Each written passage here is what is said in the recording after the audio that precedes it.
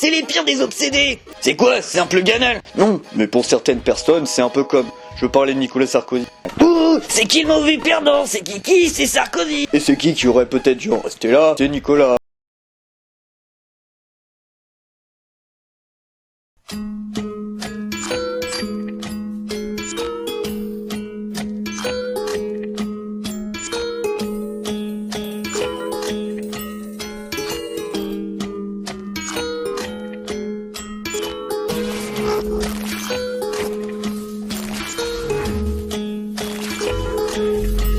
Donc, il a changé d'avis. Oui, quand Chirac fut élu, il a nommé ministre de l'Intérieur. Et ça a donné quoi? Coupé. Oh non, t'arrêtes avec ça. C'est chiant maintenant. Bon, je te laisse deviner ce qui se passe quand ton influence politique, c'est pas Charles Pasqua. Coupé. Non mais tu te fous de ma gueule? Plus sérieusement, je sais pas moi ce qui se passe avec Charles. Explique-moi, il se passe quoi? Eh bien... Donc Charles Pasqua a été le ministre de l'Intérieur emblématique de la droite dans les années 80 et 90. Il a été en poste à Beauvau pendant les deux cohabitations sous Mitterrand, entre 86 et 88 d'abord, puis entre 93 et 95 ensuite. On se rappelle de lui pour son franc-parler, son langage dur, violent même parfois.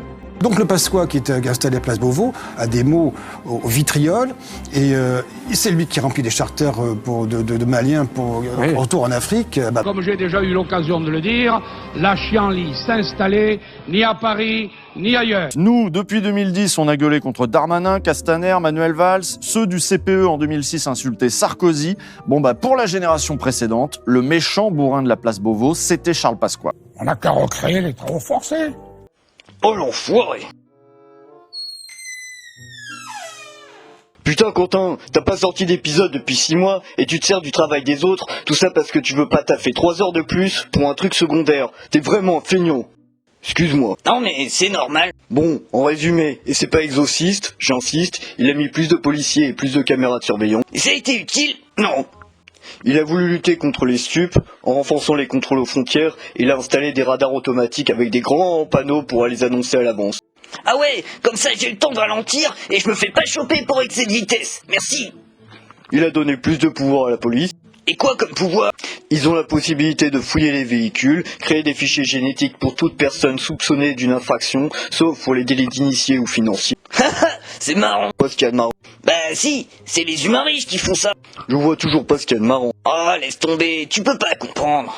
Il a créé de nouveaux délits. C'est génial ça, s'il y a un nouveau délit. C'est pour l'hôpital je présume. Non, c'est pas ça du tout. Oh dommage. Non, là, le but, c'est de s'en prendre aux travailleuses du sexe en créant le délit de racolage passif et d'interdire les rassemblements en bas des immeubles. Ah ouais, comme les jeunes humains dans les banlieues. Il a aussi créé le délit de mendicité. Comme les pauvres dans les rues. Il a fait en sorte que toute personne occupant illégalement un territoire privé ou public peut se faire déloger directement par les forces de l'ordre, alors qu'avant, il fallait passer par un juge et c'était beaucoup plus... Ah ouais, comme les humains qui n'ont pas de logement. Ça m'inspire une blague tout ça. Là, tu me fais peur.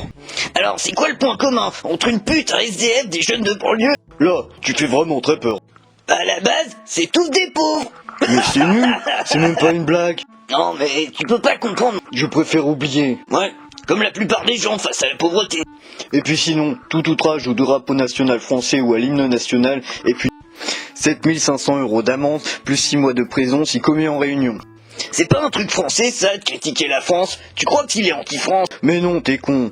Bon, il y a les délinquants mineurs de moins de 13 ans qui peuvent avoir une procédure pénale, et ceux de 16 ans peuvent désormais être jugés sans attendre 10 jours. Ouais, faut pas attendre quand on est jeune. Et la création d'un service volontaire dans la police municipale. Le mec croit vraiment que les jeunes qui auront frein à la loi vont faire ça? Oui. Eh ben, il a de l'espoir. Oui, l'espoir de récupérer l'électorat du Rassemblement National. Ah ouais, je commence à voir le lien avec Darmanin. Après tout ça, il a démissionné en 2007 pour sa campagne présidentielle. Ah, mais je me rappelle, c'est lui qui a eu toutes ces histoires avec Kadhafi.